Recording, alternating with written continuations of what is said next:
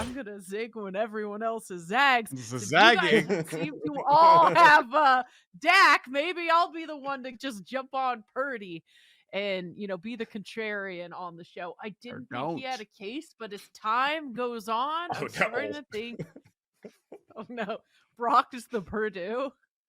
Brock Montana. I do love that nickname for him. It's pretty strong. But Does yeah, anybody? Yeah. I've come full circle on Brock. I do think that he probably can win it now, whereas I didn't about a month ago. Does anybody have a problem with him being a co-favorite? I do not. Not anymore. I don't. No. How many more like perfect passer ratings and 4 touchdown performances do we need to see before we actually declare him legitimate? That's just Yep. it. Is that like, Joe, you've made this point before. Like Brock Purdy, yes, he's in a phenomenal system. He's got a great coach. He's got all these great playmakers, and just about everybody's healthy, which is really saying something this time of year. Look no further than the AFC as far as who's survived this long. But the fact that the 49ers are healthy and Purdy's got this great infrastructure around him, like lots of other great MVPs are able to do that as well. It's not just Purdy. Like, why are we going to put him in a different place just because our priors on him were really bad because he was drafted lowly? I do see some parallels when it comes to, say, like when Dak Prescott came out of Mississippi State for the Cowboys and he was, thrusted into this starting role, and he performed very, very admirably. But it was interesting that it took a while for folks to finally admit that he was a good quarterback. And I do think that when it comes to draft position and the system you're brought into, things like that, sometimes it just takes a while for people to come around, no matter how well you're playing. We clutch onto our priors. Sometimes we should, sometimes we shouldn't. But I think specifically when it comes to Purdy, we just need to let go of those and just finally start admitting that, okay, yeah, maybe he's not going to project really, really well going forward. Maybe there are reasons to fade the 49ers Super Bowl chances next year, but in the here and now, he's playing well. I'm sick of hearing Mr. Irrelevant. Like, you know what? He's removed that tag. I know it happened. It's a thing. And he got a lot of college experience, which probably helped him early on in his NFL career. But, we don't need to keep clinging to that. He's a legitimate quarterback. He's top 5 this year, easily. And he's a legitimate MVP candidate here. And I don't think the conversation anymore is, well, San Francisco might be the best team in the NFL. They're the Super Bowl favorite right now, by the way. And after Sunday, it makes perfect sense, even though right now they don't have the one. Is that like, oh, well, you want someone else in San Francisco because they're not going to give it to them? I don't think that's the case anymore, guys. And that's why they're co-favorites. Hurts is 3rd, Mahomes 4th, Lamar and Tua, both co-5th favorites at most spots. And I think it's pretty telling that after those 6, then they list running backs and receivers. Like they go to Tyreek and then they go to CMC. So the odds are telling us it is a 6-player race with 5 weeks left. And I would lean that way. Look, quarterback rating, 1 Purdy, 2 Dak. QBR, 1 Purdy, 2 Dak. EPA plus CPOE, 1 Purdy, 2 Dak. So, it makes perfect sense to me. Passing touchdowns, Dak has the most in the NFL with 26. See, the rushing touchdown element is what's interesting because I've heard some people that are annoyed that Hurts is right there with these top 2 guys, and I don't have a problem with it because 12 rushing touchdowns. He has 31 total touchdowns, and Dak has 28, and Purdy has 25. He has 6 more touchdowns than Purdy. Like that's a big number at this point in the season, and that's why Hurts is right there, and they're the one right now. That Patrick Mahomes is not winning the MVP. He's not popping in multiple stat categories. Yes, there is a path where Kansas City could be the one, but the expectation level is so high because he has played at such a great level in the past that if he is not far and away the best quarterback, maybe he's not going to get the award, that they're going to give it to somebody else. Can anyone sit here and say, you know what, he's the 4th favorite? I don't care. Mahomes isn't winning it this year.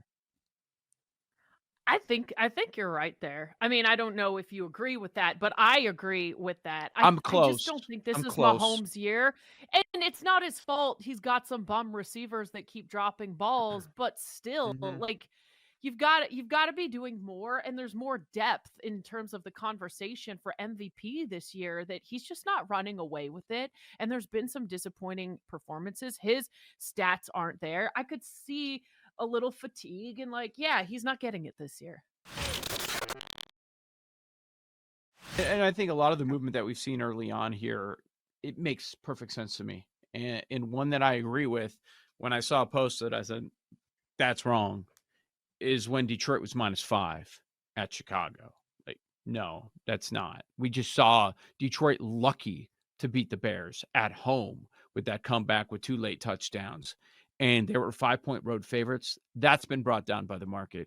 It seems to me that the betting market, especially over the last month, it loves the Bears. And I get it. They're trending up, man. And if you look at the history with Justin Fields against the Lions, and it popped again, his rushing yards were up there, that he's great against them. And it it's early in the week. It's Tuesday morning, but the conditions are not going to be great for Jared Goff, who, when he plays outdoors and bad conditions, has really had some struggles. I like the Bears here, and I would not be shocked. I don't see it happening, but I would not be shocked if that number moves inside of 3. The turnovers, there's been so many bad head scratching things lately with the Lions, and it all started on Thanksgiving. Maybe even before that, actually, the week before that. And it just hasn't turned Mhm. around. Yeah, the Lions just seem like a team to fade now. I thought maybe they would have had a bounce back spot, and then they just proved to me that they are not capable of that right now. The Bears are great at stopping the run. Okay, so if Mhm. we're gonna have winds like 20, 30 miles per hour, like they're saying could happen, okay, Goff, you got to move the ball by passing it. Okay, good luck. I don't know how that's gonna work. Mm. And then I just Fields with his explosion, like that could play a big role. I don't know. I would like the Bears getting the points. And you're right, there is a 3.5 out there, but everybody else is already at 3, moving 2 full points.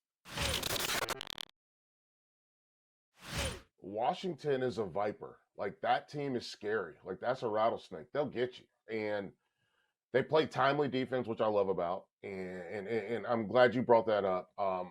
Because I think there's so many people that haven't seen them play and they just box score check and they don't realize that this Washington team has not been healthy for the last 6 weeks. And they just got healthy to go into that Pac 12 championship game. And now they're going to have a month to get healthy. And I think that's a scary part because Dylan Johnson, what he did in the Pac 12 championship game against Oregon was amazing, running for over 150 yards. Then you throw in Jalen McMillan. Obviously, we all love Odunze. Like they've got Polk, they've got guys, and Penix can spin it, and this guy knows what he's doing. And so, Washington is no, that's not true. Washington is the second scariest team in this playoff. Alabama, oh boy, oh boy, they're 2.5 point dogs. I would bang it hard right now because Nick Saban, with a month, with playing a team like what did McCarthy threw for less than 150, right? Mhm. McCarthy threw for 147. You think you can't beat Alabama doing that, dog. You cannot beat. You think you're going to out Alabama? Nick Saban he loves the idea of just a running, like, let's just run the ball. Yeah, sure, great, awesome. Sure, if that's what you're gonna do, he's like, yeah, okay, we can do that. Like, my Hulk can beat your Hulk. But Nick Saban also is gonna have Jalen Milroe throwing the ball 30 yards down the field. Fourth and 31, fourth and goal from the 31. Let's go, player.